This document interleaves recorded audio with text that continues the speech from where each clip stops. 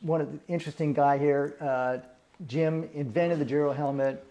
It's in the lead up to this, I've interviewed all these guys just to get some background notes and stuff, and Jim is just funny because just real quickly, I would see him at all these bike events over the years.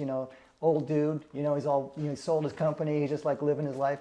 And this is my one memory of Jim's. I go to Cross Nationals every year, and here's this guy. He's like, I got a coach, and yada yada yada. And I'm like, coach? It's like, Gentes, just go out and ride and have fun. Determination. I mean, and that came up when he was talking about like what it took for him to take this idea of a Giro helmet and turn it into what it became. So here you are, Jim. Welcome. Thank you. Here's like to begin with. I mean, like, so you talked early on about how aero was like a big fascination for you. Yes. Yeah. And you were working for Blackburn for like 6 years and getting design ideas. You actually had a degree in industrial design? I do, yeah. Yeah. I went to San Jose State, so did Jim. Yeah. Oh, okay, cool. Yeah.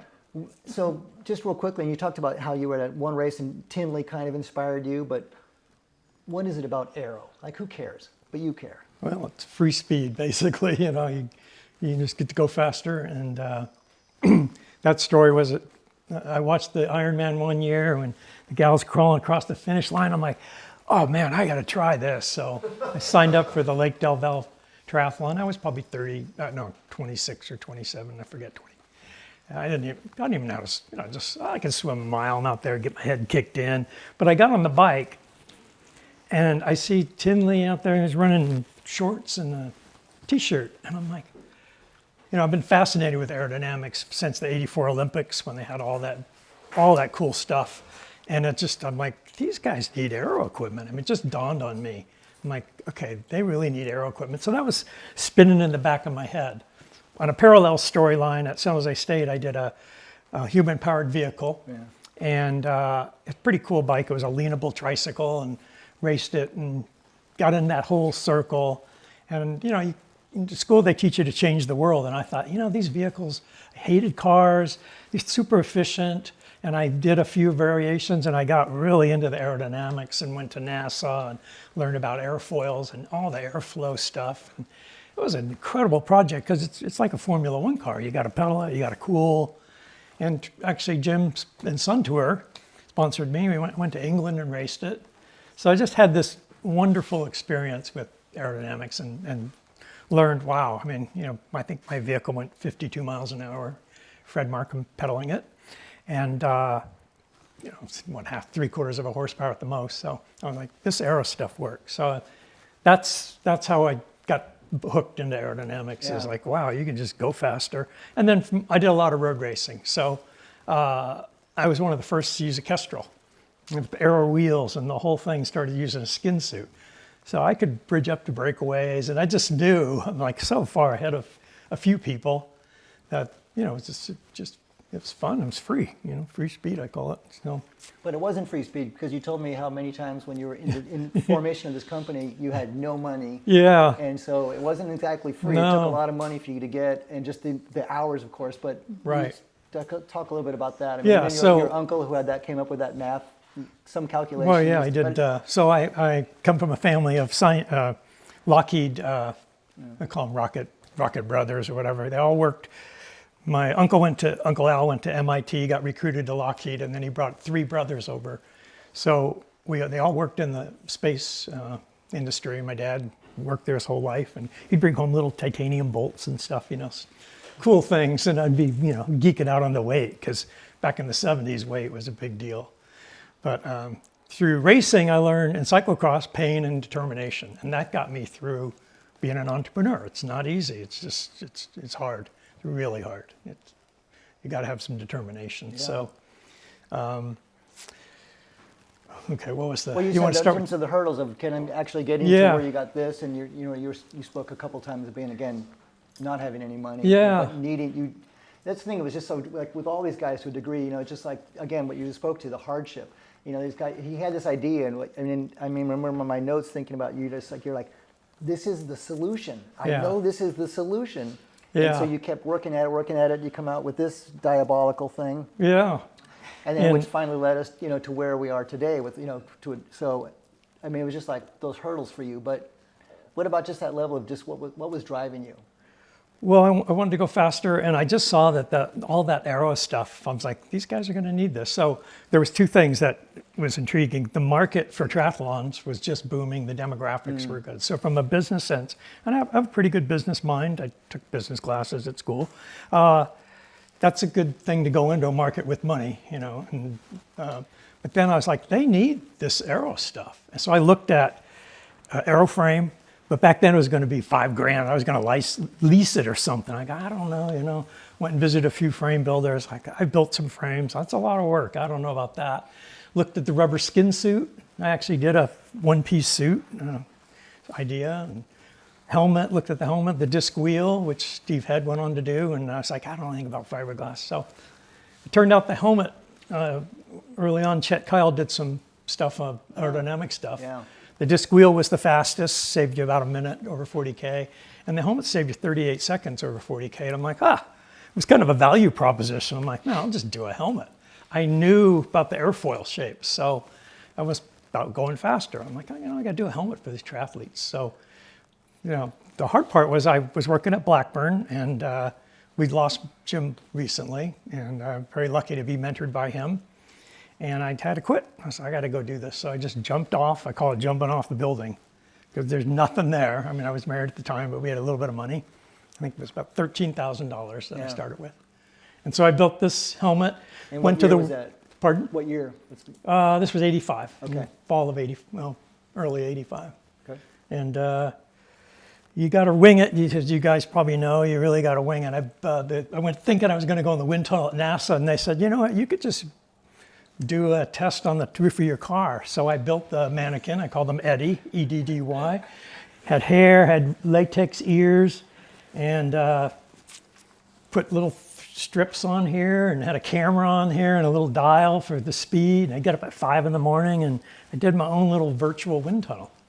And it worked. It actually worked. This texture is like a golf ball, and that's lower speeds, below about 30 miles an hour. It really is effective. This has got 3 vents. I did one for track road riders, because I thought, I'll do the road ride market too. But this has the ventilation. And what's kind of wild is, for those that haven't been around, I have these little ear covers, which has kind of come in vogue recently. But what I looked at doing was, they were just plastic fiberglass shells. There was a couple of brands out there, and I'm like, you know, they need protection. So this had some protection, but it didn't meet the. Later on, I was put out of business in January of 1986, when USA Cycling required Ansi and Snell helmets. And I was like, that was not a great moment for me. I mean, I was just stuck. I was broke. I'm like, I gotta come up with something. I looked at using expanded polystyrene for the interior, redoing the whole helmet. And the more I looked at the material, I'm like, wow. And there was another study about impact protection, and it was a Little Bell shell had the 2nd or 3rd best helmet rating. And I'm like, how can a piece of foam, everybody said that, how can a piece of foam do that? And it was a miracle. So I said, you know what? I think I could design a better bike helmet. And Is that it there? yes, that was the moment. And this is the Pro Light, and it encompasses all the aerodynamic stuff I learned with human-powered vehicles. And I was a pretty hardcore racer for years, and I just knew that they did not want to wear, I didn't bring a Bell helmet, but the Bell V1 Pro weighed about 14 ounces, if you probably remember, some of you don't. This is 7.5. It was just like, I was a god to some people. It was like, they were going to quit racing, and I'm like, I can race again. And literally, they were going to quit. I'm not wearing a helmet. They just didn't. Way. I mean, it's hard to fathom that now. But people are like, I'm not wearing a helmet. There's no way. Because there's a certain amount of freedom that we all grew up with. And so the challenge was, how do you put vents in a helmet that's just styrofoam, you know, this EPP foam? And there's a lot of engineering that went on with this. This is a really thick front section. And then there's a thing called Bernoulli's theorem of fluid dynamics. And I love saying that because it makes me sound like I'm very sophisticated. But the air actually comes through and blows out the back. And I learned that from the human-powered vehicles. The same thing, you have a small You see it now with helmets of low pressure area, and then the air comes out the back. And it really worked. I mean, when this helmet came out, people were like, I could feel the hair.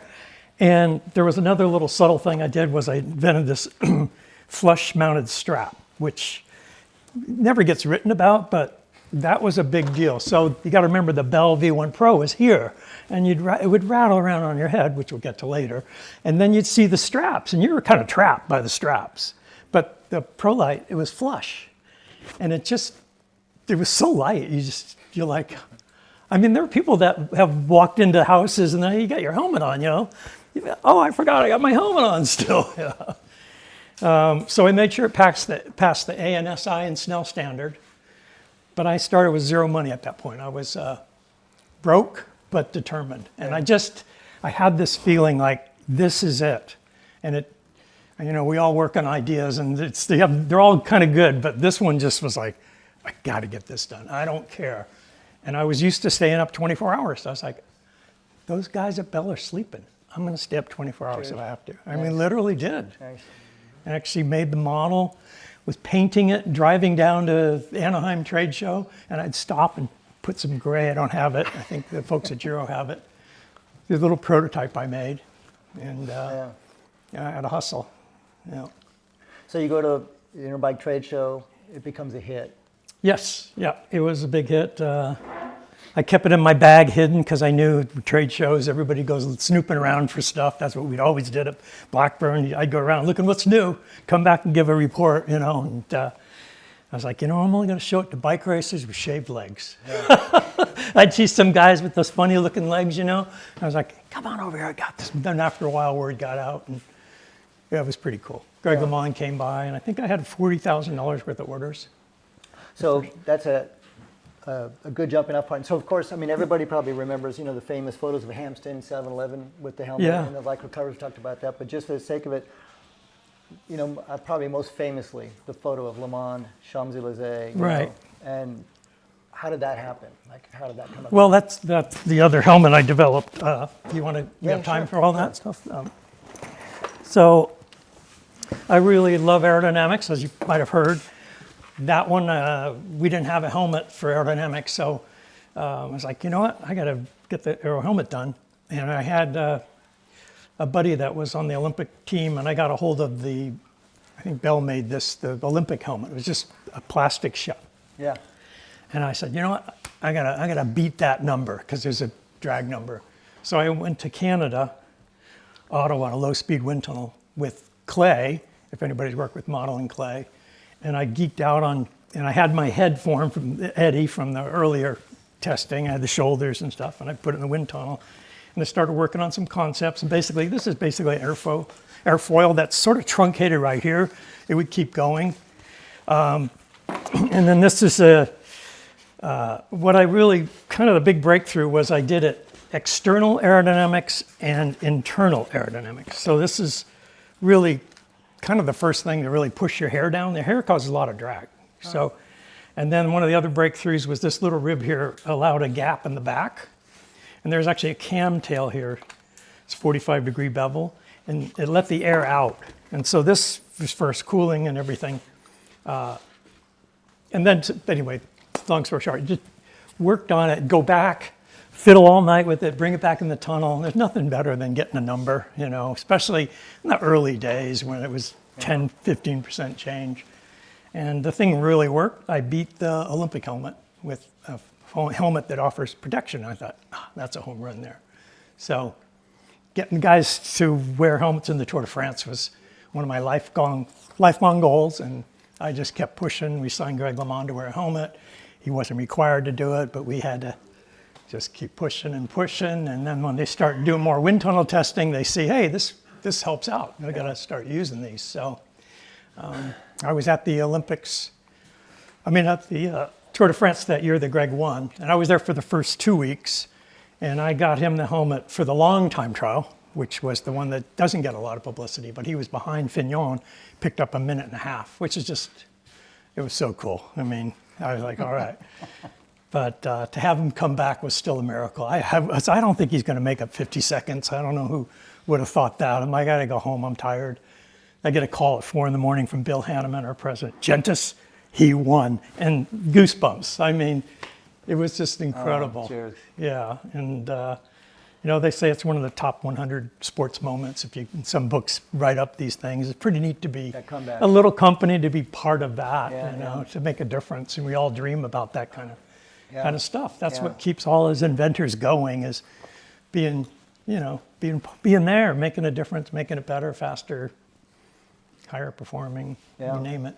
So one of the ironies after Rick's kind of quasi-tearful intro about Jim, helmet saving his life. One of the things in talking to Jim a couple of weeks ago is just like, you know, we're going through all this stuff, and the one thing, the irony of supreme ironies for this guy to say this was that he's like, you know, I didn't really care about safety. Didn't even think about the safety side to it. I just wanted to get my helmet on the Tour de France, you know. And I'm thinking like, huh? Like, we all sit here and think like, you know, praise be for Gentes for inventing this bitchin' helmet. And to Rick's point, it saved, you know, hundreds of thousands of lives. And here's the guy who actually invented the helmet. He goes, yeah, safety schmafety, who cares? I just wanted to get in the Tour de France.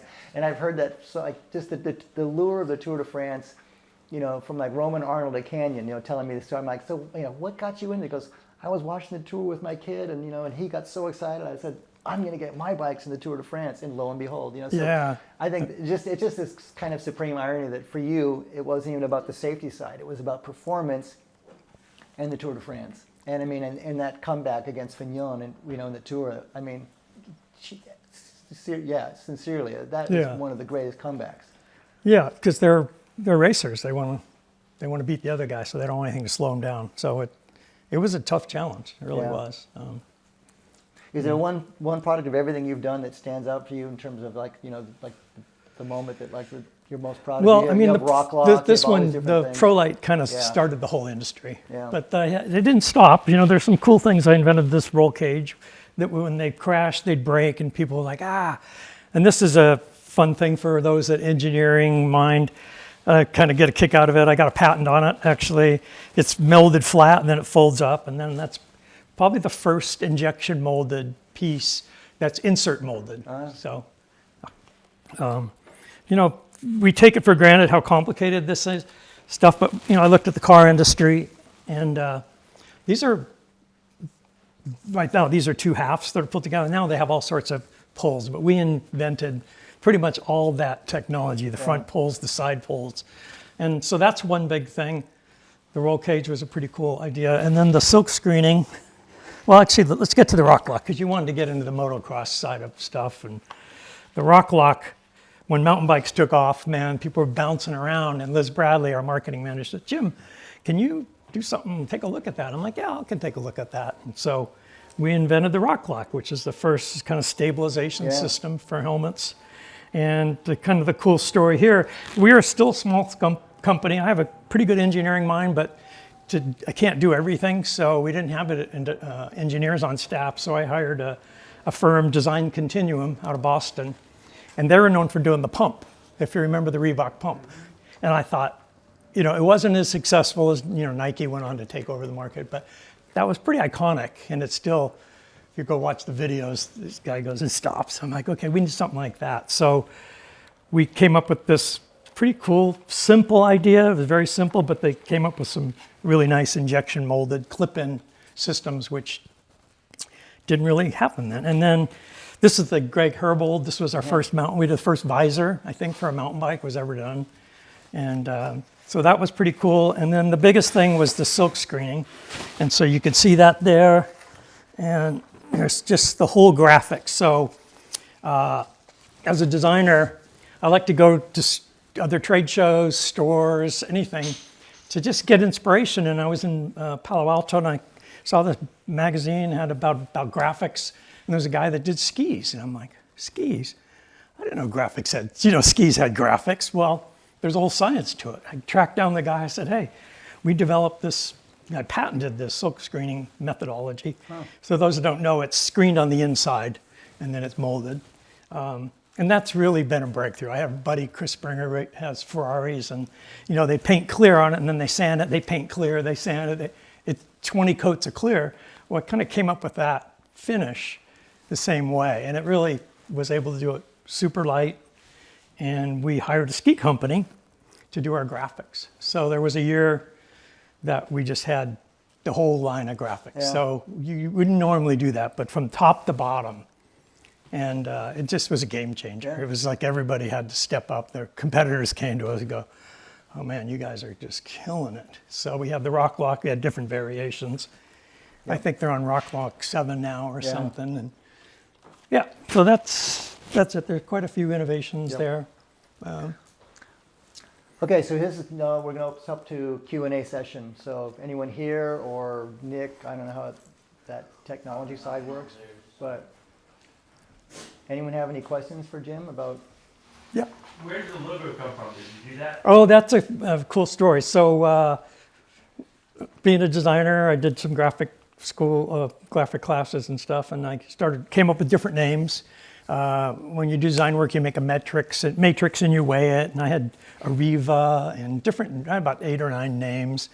And Giro was, I was inspired by Vigorelli. My buddy Bob Muzzy started Vigorelli clothing. And I'm like, you can name something after Italian stuff.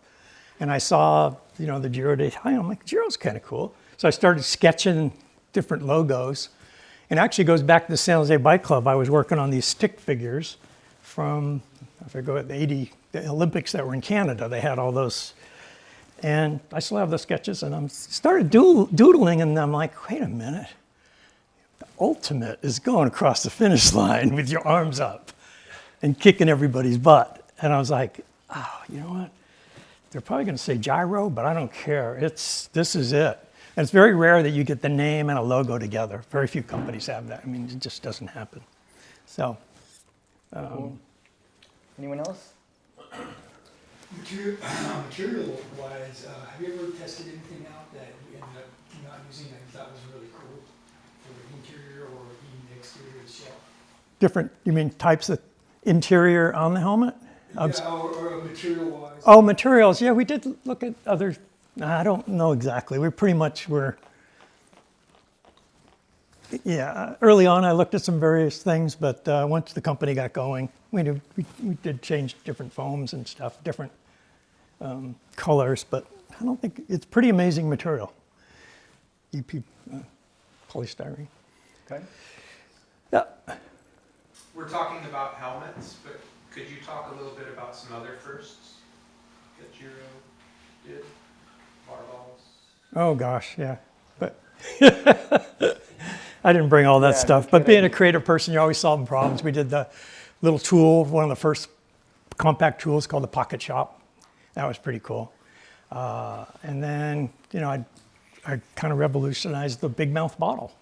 Back in the day, we just put Coke in there, and I'm like, God, this gets all over my bike. I got to fix this. And so I looked at, and you can't get the ice in those TA bottles. You're cracking the ice. The race is about to start. You're pouring Coke in there. Coke's fizzing up. It's all over your bike. Like, I think there's a better solution. So the bottle rocket was the One outcome. more question, and Yeah. then we're going to go. Jim, you mentioned the finish line, Yeah. arms up, but I don't see that anywhere. Oh, I'm sorry. It's yeah. So there's the guy's head. Here's his 2 arms. Yeah, it's just this, yeah. But from the side, it kind of looks like a bike. So All right. I see it. Actually, one more. I see it now. but, yeah. Andrew, go ahead. Jim, you have a long history in cyclocross. I'm curious if that background influenced any of your product design. I'm going to get to the motocross thing real quick because I grew Real up quick, we got to go, but go ahead. BMX racing. My buddies all raced motocross, and I was like, you know what? I'm going to kill myself if I go like this. I stuck with bikes, and You raced BMX? yeah, but we just did our own mini motos, we call them. Yeah. And Neil Snarr and Brad Lackey went and watched him race and stuff. But I got invited up to do this race at Carlsbad, the Carlsbad Grand Prix, which we talked about, and going down the thing and the hills. It's a motocross course on a mountain bike. We raced each other. Yeah, and the helmet's bouncing all around. So when Liz said, what can you do about that? I'm like, oh man, I know exactly what I could do. I got to fix that problem. They was hitting your glass and stuff. So that's my motocross thread that I was there during the early days of mountain bike racing and motocross, really. Yeah. 2 cross. It's pretty cool. Yeah. Well, Jim, I know saving lives and safety means nothing to you, but for the, Hey now. or means little to you, but just for the sake of everyone whose lives you've saved and enhanced and made look better and enjoyed more, because it's all about being on a bicycle is like suffering less Yeah. for so many people. For some, probably like Willerton, it's suffering more, but you've done so well with this, and just for the sake of the safety thing. It's always my thing for like disc brakes.